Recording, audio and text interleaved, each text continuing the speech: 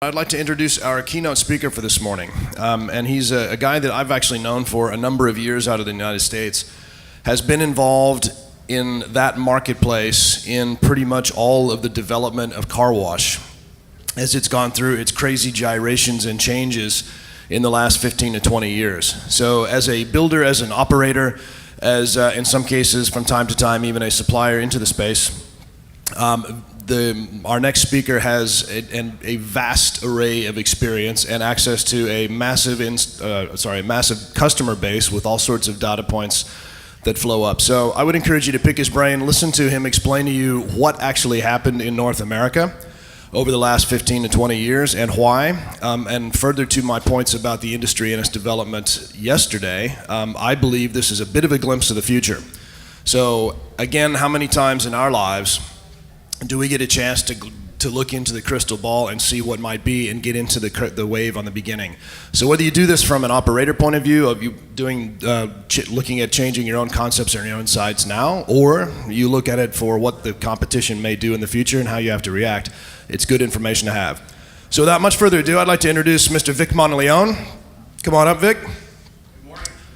And I'll let you introduce yourself and explain to the guys what the future looks like. Thank you. Good morning. Do we dare start with calisthenics this morning? You all look a bit crusty, yeah? So I entered the car wash business in 2000. First visit to Australia. It's been the hospitality has been amazing. Thank you. I appreciate that. So I'm in the booth yesterday talking to a lot of operators, kind of understanding the landscape in Australia, and I couldn't help around 2 hours in, I'm sitting there and I felt like Marty McFly from Back to the Future and felt like I need to be in a DeLorean with a flux capacitor. I mean, I was having the same conversations back in 2000 with folks that I was having yesterday, so it was pretty interesting. My background is, for most of my career in the car wash business, I was a distributor, car wash developer type. About 4 years ago, my company was acquired by McNeil Wash Systems, which is a manufacturer of tunnel equipment out of Canada, but predominantly sells into the North American or American marketplace. What I've been tasked this morning to do is just give you a sense of some of the key things that are happening in our marketplace, and again, as Craig mentioned, potentially give you a bit of a glimpse of what could potentially happen here. So with no further ado, I'll get rolling here. We'll see what kind of time we have at the end if we want to do questions. If there's any questions that y'all have, certainly throw up your hand. We can address it. No worries. There we go, okay. There's certainly a ton to talk about, but I really wanted to try to focus on the big stuff. So from a business format perspective, express car washing and flex serve car washing formats are absolutely dominating our marketplace. It's a bit of a massive boom, quite frankly. Not only new car washes, but we're seeing a ton of existing car washes, older car washes that are converting into these formats. Certainly technology is doing its very best to try to keep up with the demands of the new operators in the industry. And then you're starting to see a bit more effort towards creating what I call theater in the car wash, trying to appeal to that emotional part of the purchase. You heard some of these details yesterday, both from Eric and Chelsea, and they were spot on. So express car washes are they have a very deliberate definition in our world over there. And what they are, if you went on the bus tour a couple days ago, the last site we went to was pretty much a pure express wash in what we consider in the States. It's a highly automated, typically, it's a tunnel car wash. You typically offer free vacuums and automated pay station process. And they'll run at typically 1 to 3 employees. Typical systems in the States are about 100 to 130 feet in length. And as you can see there, I've done them as short as 50. I just recently did one at a gas station, if you can imagine, that was 255 feet long. Of course, it was in Texas, so you do the math there, huh? Typically, there's 3 to 4 wash options. Prices these days are ranging from $5 to $20 for the packages. Pay stations are completely automated, cash, credit card, gift card, digital payment options, all those things. We aren't as progressive as you folks are relative to phone payment and or the tap and stuff. We're not quite there yet. It hasn't really pressed us. It's coming. And then free vacuums are an absolute key to the whole format.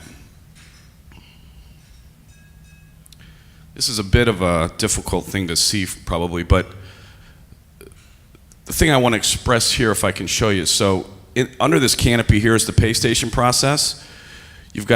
Generally you'll have a bit of a queue zone here to get cars paid and ready for queue. And then they'll come through the car wash. Obviously we're opposite of you guys with drive. So everything is kind of a NASCAR flow, left turns only. And so this process here is very quick and efficient. From here to here is 2.5, 3 minute process. And then in this zone here, out of the flow is your free vacuum zone. And then you can quickly and easily exit the property. Some customers will decide if they're going to do the free vacs or not, so it's just, churn and burn them. Some of these washes now, it's not uncommon to see an express wash doing 300,000 cars a year. In addition to the express model, we're seeing a bit of interest. There's a consumer need, obviously, for interior services. So the FlexServe offer has continued to maintain itself, in the marketplace. A FlexServe is an express wash at its core, and then what we're doing is interior services offline, so they don't impede that efficient process through the wash. Some of them will do full details. Most of them are a quick interior service. Again, this looks very similar to what we just looked at. The difference being in the center here is where the interior services are being conducted. So left-hand turns, 3 pay stations through the wash. If you're going to do interior services, you queue through here and do your thing. Self-serve interior services are done here, and then get off the property. You can see how wet this zone is here. Obviously, this satellite image was a busy day. So what's driving demand? Well, the biggest thing is speed. I mean, the consumers in the U.S., probably the whole world, quite frankly, are just impatient, in a hurry. A lot of to-do lists to get things done, so they want to get in and out quickly. If you look at other industries, fast food, fuel, a typical gas station in the U.S. 20 years ago was old school. The coffee programs and the food programs were pretty benign. It wasn't uncommon if you needed to use the restroom, the key was attached to a hubcap and you had to go off around the back of the building. Today they're generally restaurants, high-level coffee programs, very clean bathrooms. Same deal in the car wash business. People want it fast, they want it convenient, they want it high quality, they want it professionally operated, and quite frankly, a reasonable price.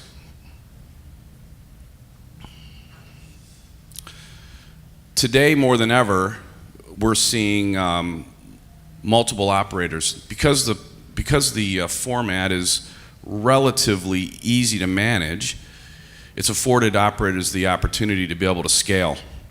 So, they were talking yesterday, 20 years ago, if you looked at the top 50, there was maybe 5 folks that were eight locations and greater, and then it fell off from there.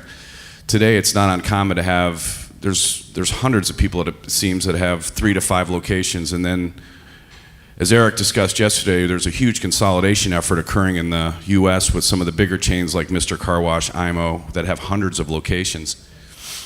So, it's affording everyone the opportunity to really do things at an even more professional level than they used to. Branding becomes a possibility when you have multiple sites in a finite target market.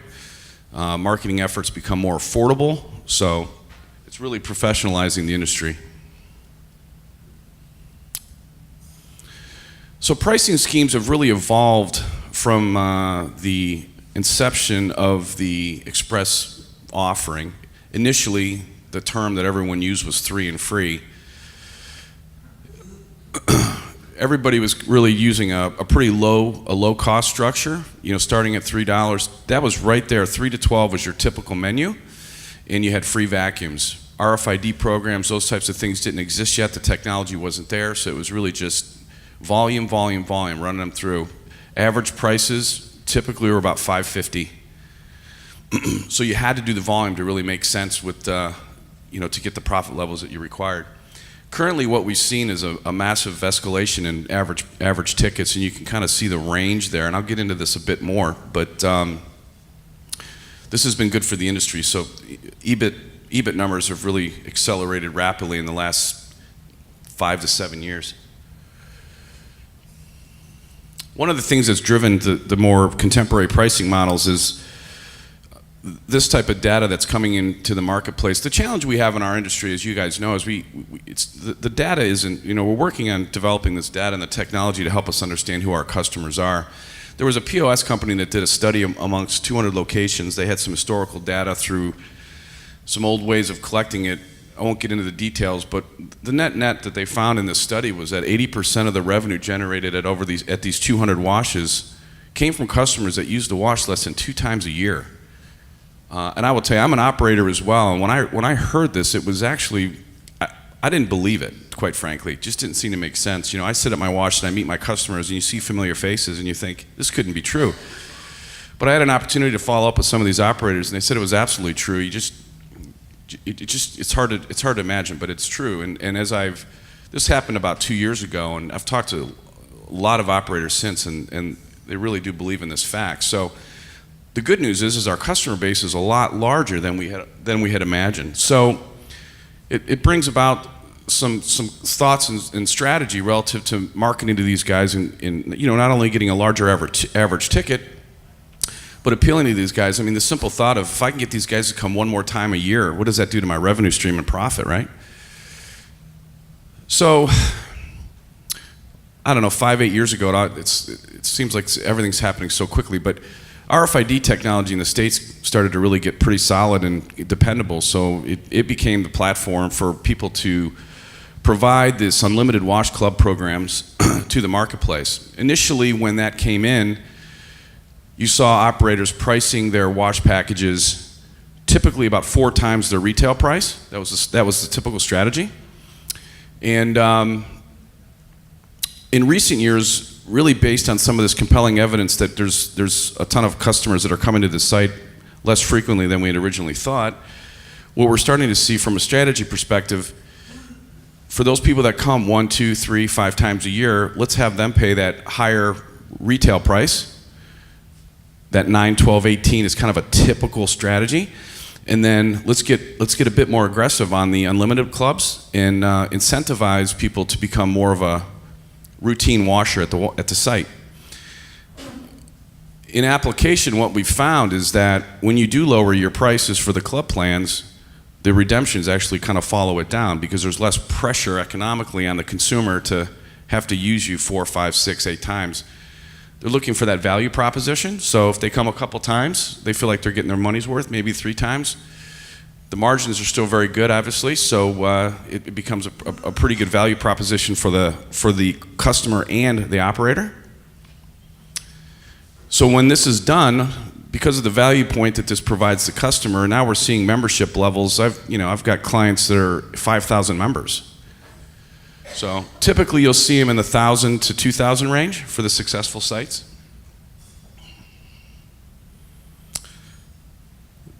Generally, this is kind of what we're seeing now profitability-wise. We're seeing wash counts in the 150 to 300 range. There's some hot spots in the U.S., California, Texas, Florida. That's where you typically will see a lot of the high volume. Revenues are tracking somewhere between $1 million and $2 million per year. EBIT, 300 to $1 million plus. Very profitable, highly automated. Once you hit your hurdle rate, you start to drop a pretty large percentage of the revenue to the bottom line. So it's very attractive. The other thing that's really kind of it's changing rapidly, just in every part of our lives, as you all imagine. But the technology trends, it's really more if they're trying to keep up with what's happening. So you guys are seeing, I've seen more license plate recognition stuff here since I've been here the last few days than I have ever seen in the U.S. So that's coming. I think we have a bit of a challenge in the U.S. with our plates and whatnot. But site monitoring, multi-site connectivity, app development, all these things are very critical. So as these entrepreneurs are developing multiple sites, They're trying to manage these sites, and everybody's trying to manage, when you start having multiple sites, even though this model is relatively simple, it's still a bit of a challenge to manage, 3, 4, 5 sites. Our employees that we're utilizing at these sites are generally minimum wage or a bit higher, and so you need to be able to keep them on track. So there's a ton of money being spent right now on multi-site monitoring and connectivity through technology, managing to the exceptions, whether it's chemical dosing, chemical levels, equipment management, POS systems, all this stuff. So there's a race for this right now. The companies like Mr. Car Wash that have 240 locations, imagine that stress, right? Trying to manage that. So this is coming quickly, and it's going to help everyone really, quite frankly, manage their washes and take this thing to another level.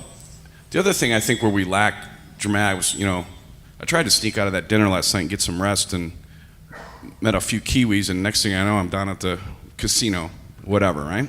So we're talking, and the biggest thing that I struggle with, I own a distributorship, and anybody that owns a business, we need metrics, we need data to help manage our business, and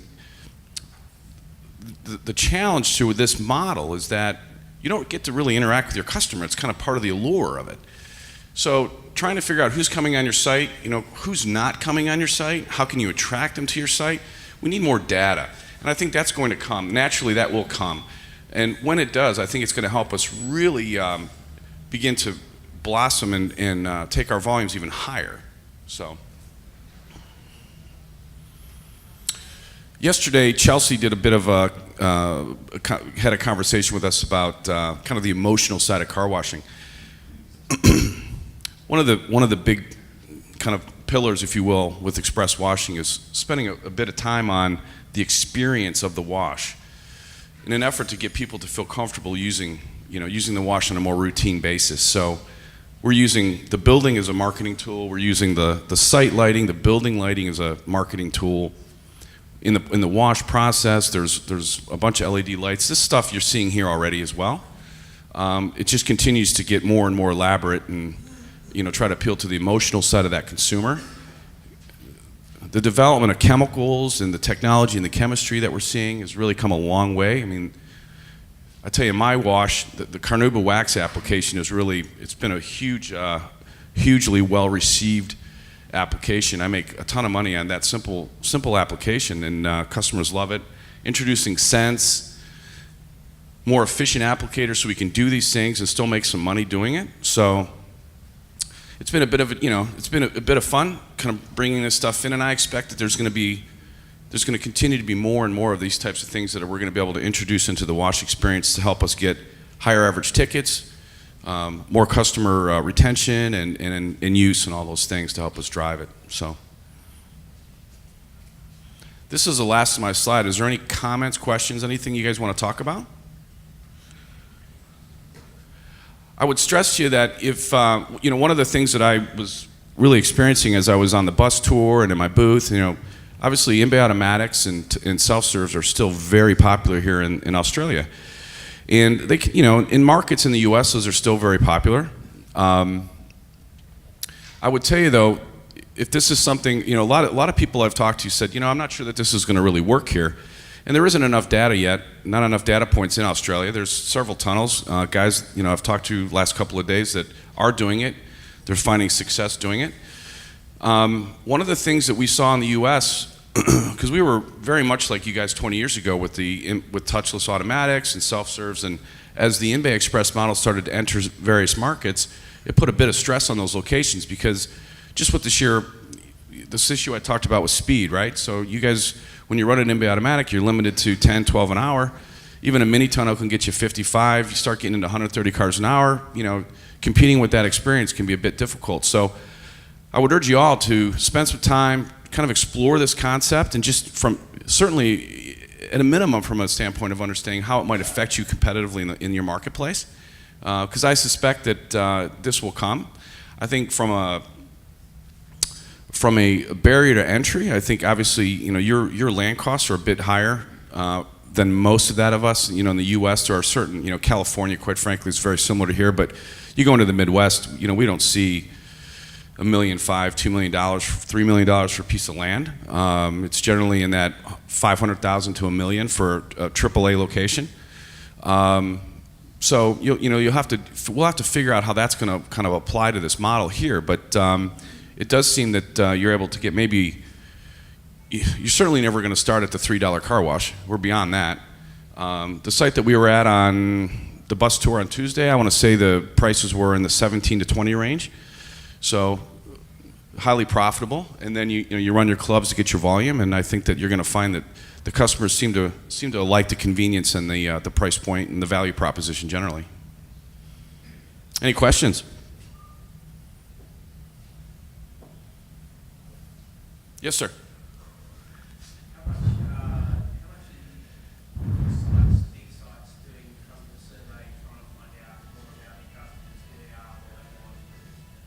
Yeah, there's some of that going on. There's apps that are available that you can, through location services or whatnot, you can send them a quick 3 to 5 question survey as they're leaving the location. Getting people to do that is a difficult thing. You do some things on site where you have physical surveys being done, whether it's at the vacuum stations. Some of it's formal, some of it's informal. I've had the opportunity, so I live in the Midwest. We're typically conservative, late adopters. So this model really started in the Southeast and then kind of moved to the coasts. Pittsburgh is one of those. I live in Pittsburgh, Pennsylvania. I always laugh from a technology or new concept adoption. I always say stuff starts on the West Coast, it works its way to the Atlantic, and then it reverses. Skips over Pittsburgh, comes back. So we get to see it a bit. I've been hearing that about Australia. We're 15 years behind, whatever. I think. Maybe on some things, but I think you guys are way ahead of us on others, quite frankly. But that is the bit of the difficult piece, is really understanding what are we doing well, what are we not doing well. The biggest challenge is those people that don't come to our site. Like, why not, right? How do you find those people and how do you talk to them? Certainly the internet and those types of platforms are going to help us as we progress to try to get some of that and understand it. There are some POS companies right now that are doing kind of demographic overlays on existing locations and trying to understand what's working at sites and really peel through the data, so then you can understand what's happening here and what's working and what's the appeal, and then use that for maybe future site development or maybe consulting services, those types of things. So it's a bit of a challenge. Hope that helps. Yes, sir.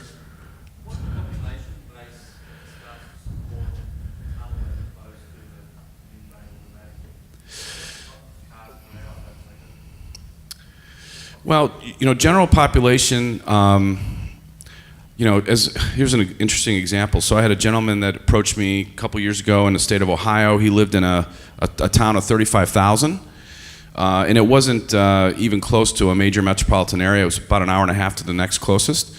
And we built an express exterior there. It was really the first one. That particular city had about 7 in-bay automatic locations, self-serve combinations. There was one tunnel that was there from the 80s, pretty run down. So his first 12 months, he did about $1.2 million at that site, and he immediately built another one on the other side of town to keep competition out. When I do site selection with clients, I generally like to see, I tend to look in when I'm in a major metropolitan area, I'm looking at about a 3-mile radius, because people just don't want to travel for this stuff, quite frankly, right? So I look at that, and what I try to find,